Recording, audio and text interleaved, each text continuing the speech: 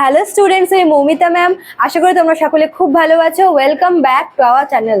Students, আজকে আমি তোমাদের second semester major political science থেকে 6 মার্কসের কিছু কোয়েশ্চেন নিয়ে আলোচনা করব তোমাদের সাজেশন হিসেবে। এর আগে তোমাদের আমি 3 মার্কসের কোয়েশ্চেনগুলো দিয়েছিলাম এবং আজকে আমি তোমাদের 6 মার্কসের কোয়েশ্চেনগুলো দেবো। আমি ইংলিশেই বলবো এবং বাংলাতে তোমাদের ট্রান্সলেট করে দেবো, ঠিক আছে? আর নেক্সট ক্লাসে আমি তোমাদের 10 মার্কসগুলো আলোচনা করব। তো আজকের ক্লাসটা অনলি 6 মার্কসের জন্য, ঠিক আছে? তো তোমরা ভিডিওটি স্কিপ না করে একদম স্টার্টিং থেকে দেখবে এবং তোমরা খাতার পেন নিয়ে বসবে নোট ডাউন করার জন্য, ঠিক আছে? তো ক্লাসটি শুরু করার আগে বলে রাখি যে আমাদের অনলাইন ক্লাস কিন্তু এখনো চলছে। তোমরা যারা আমাদের কাছে অনলাইনে পড়তে চাও তারা আমাদের হেল্পলাইন নাম্বারে যোগাযোগ করতে পারো। আমাদের হেল্পলাইন নাম্বার দুটি রয়েছে, একটা হচ্ছে 6295916282 আর একটা হচ্ছে 7076398606। তোমরা কিন্তু যে কোনো একটি নাম্বারে যোগাযোগ করে আমাদের সঙ্গে যুক্ত হয়ে যেতে পারো এবং যারা আমাদের কাছে অ্যাডমিশন নেবে তাদেরকে পে করতে হবে 999 টাকা। এটা 6 মাসের কোর্সের জন্য। তোমরা যারা এখন অ্যাডমিশন নেবে তোমাদেরকেও কিন্তু সেম অ্যামাউন্টটাই পে করতে হবে এবং তোমরা লাস্ট 6 মান্থের সব নোটস কিন্তু পেয়ে যাবে ইনক্লুডিং সাজেশন, ঠিক আছে? তো ক্লাসটি শুরু করি, চলো দেরি না করে। তোমাদেরকে বললাম শুরুতেই যে আজকে তোমাদের আমি সেকেন্ড পার্ট, এটা মেজর পলিটিক্যাল সায়েন্সের। তো আমি তোমাদের আজকে 6 মার্কসের কোয়েশ্চেনগুলো নিয়ে আলোচনা করব, ঠিক আছে? তো সবার প্রথমে তোমাদের রয়েছে হচ্ছে fundamental duties of Indian citizens, অর্থাৎ আমাদের ভারতীয় নাগরিকদের যে মৌলিক কর্তব্যগুলি রয়েছে, ফান্ডামেন্টাল ডিউটিস যেটাকে বলে, তো সেই মৌলিক কর্তব্যগুলি আলোচনা করো, ঠিক আছে? 2 নম্বরে তোমাদের রয়েছে power and position of the governor of a state in India. মানে আমাদের দেশের যে রাজ্যের যিনি গভর্নর রয়েছেন সেই গভর্নরের ক্ষমতা এবং অবস্থান, পাওয়ার আর পজিশন বলতে চেয়েছে, ঠিক আছে? গভর্নর এখানে তোমাদেরকে গভর্নরের ব্যাপারে আর কি জানতে চেয়েছে, যে গভর্নরের ক্ষমতা, কার্যাবলী ইত্যাদি।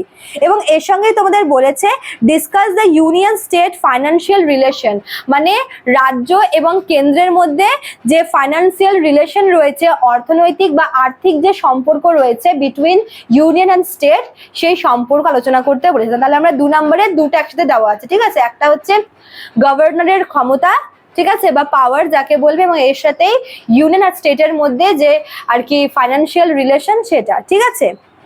3 নম্বরে তোমাদের বলেছে যে discuss the jurisdiction of a state high court in India, অর্থাৎ আমাদের যে হাইকোর্ট, ঠিক আছে, হাইকোর্টের গঠন, হাইকোর্টের কার্যাবলী, বিভিন্ন রাজ্যে যে হাইকোর্ট রয়েছে সেই হাইকোর্টের গঠন এবং কার্যাবলী তোমাদের জানতে চেয়েছে।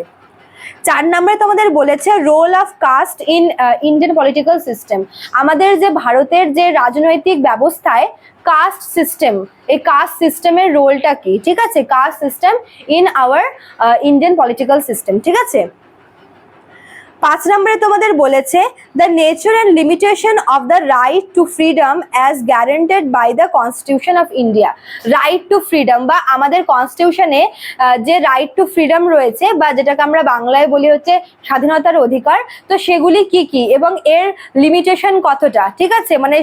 এই হচ্ছে অধিকারগুলি কি কি এবং এর লিমিটেশন কতটা, এটা তোমাদের জানতে চেয়েছে, ঠিক আছে? নেক্সট তোমাদের বলেছে constitutional safeguard for SC and ST. SC এবং এসটি অর্থাৎ তপশিল জাতি এবং উপজাতিদের জন্য যে কনস্টিটিউশনাল সেফগার্ড রয়েছে সেটা তোমাদের বলেছে এখানে, ঠিক আছে? নেক্সট তোমাদের বলেছে discuss the objects of the constituent assembly, অর্থাৎ আমাদের যে সংবিধান সভা বা কনস্টিটিউয়েন্ট অ্যাসেম্বলি রয়েছে এর যে বিভিন্ন উদ্দেশ্যগুলি, অবজেক্টিভগুলি, সেগুলো তোমাদের এখানে বলেছে, ঠিক আছে? নেক্সট তোমাদের বলেছে power and position of the chief minister of an Indian state, অর্থাৎ ভারতের একটি রাজ্যের মুখ্যমন্ত্রীর ক্ষমতা এবং কার্যাবলী।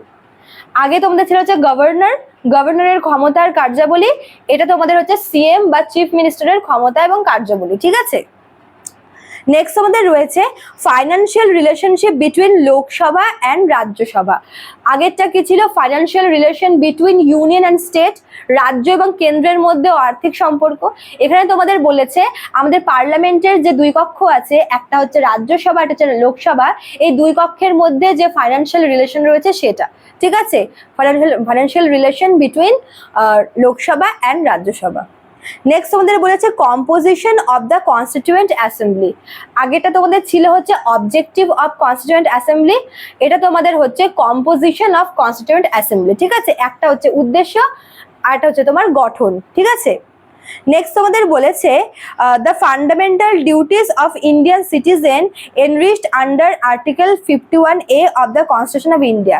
এটা তোমাদের হচ্ছে ফান্ডামেন্টাল ডিউটি, এটা না রিপিট হয়ে গেছে, ঠিক আছে। এটা হচ্ছে একটা কোয়েশ্চেন রিপিট হয়ে গেছে যে ফান্ডামেন্টাল ডিউটিস গুলো কি কি, যেগুলো হচ্ছে আর্টিকেল 51 এর এতে আসে। তোদের এভাবেও আসতে পারে যে আর্টিকেল 51 এর এই আর্টিকেলটি আলোচনা করো, এটা কিন্তু তোমাদের ফান্ডামেন্টাল ডিউটিরই আর কি রয়েছে, ঠিক আছে। অর্থাৎ তোমাদের এভাবে ঘুরিয়ে দিতে পারে, হয় তোমাদের বলতে পারে যে ফান্ডামেন্টাল ডিউটিস গুলো আলোচনা করো, অথবা বলতে পারে যে আর্টিকেল 51 এর এটি হচ্ছে আর কি ডিসকাস করো, ঠিক আছে। দুটোর কিন্তু অ্যান্সার সেম। নেক্সট তোমাদের রয়েছে যে nature and limitation of the right to equality as guaranteed by the constitution of India। একটা ছিল তোমাদের হচ্ছে রাইট টু ফ্রিডম, যেটাকে আমরা বলি হচ্ছে স্বাধীনতার অধিকার। এখানে তোমাদের বলেছে হচ্ছে রাইট টু ইকুয়ালিটি, যেটাকে তোমার বাংলায় বলে হচ্ছে সাম্যের অধিকার, ঠিক আছে। সাম্যের অধিকার বা রাইট টু ইকুয়ালিটির মধ্যে কি কি রয়েছে?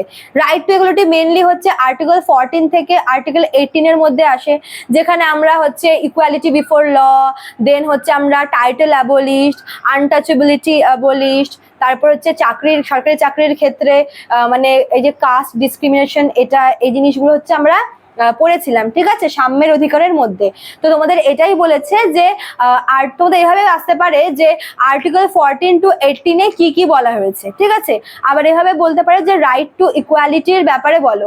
আবার এভাবেও দিতে পারে যে যে সমস্ত ফান্ডামেন্টাল রাইটস গুলি আছে তার মধ্যে সব থেকে প্রথমে কোনটা আসে। আবার ফার্স্টে কিন্তু এই রাইট টু ইকুয়ালিটি বা সাম্যের অধিকারই আসে, ঠিক আছে। দেখো নেক্সট তোমাদের বলেছে যেটা লাস্ট, সেটা হচ্ছে আর্টিকেল 368। আর্টিকেল 368 যেটাতে কি রয়েছে, কনস্টিটিউশনাল অ্যামেন্ডমেন্ট, সংবিধান সংশোধন। তো তোমাদের এটাও কিন্তু তোমাদের 6 মার্কসের কোশ্চেনের জন্য ইম্পর্টেন্ট। এটা তোমাদের 3 মার্কসেও আমি দিয়েছিলাম, আবার 6 মার্কসেও দিয়েছি। তো এটা তোমাদের এভাবেও আসতে পারে যে আর্টিকেল 368 কি বলা হয়েছে ডিসকাস করো, অথবা এভাবে বলতে পারে যে কনস্টিটিউশনাল অ্যামেন্ডমেন্টের ব্যাপারে যা জানো লেখো, ঠিক আছে। তো এগুলি ছিল তোমাদের হচ্ছে 6 মার্কসের কোয়েশ্চেন। আশা করি তোমাদের হেল্পফুল হবে, এফেক্টিভ হবে। ভালো লাগলে তোমরা অবশ্যই লাইক কমেন্ট করবে, শেয়ার করবে। দেখা হচ্ছে নেক্সট পার্টে, নেক্সট ক্লাসে 10 মার্কসের কোয়েশ্চেনগুলি নিয়ে। Thank you.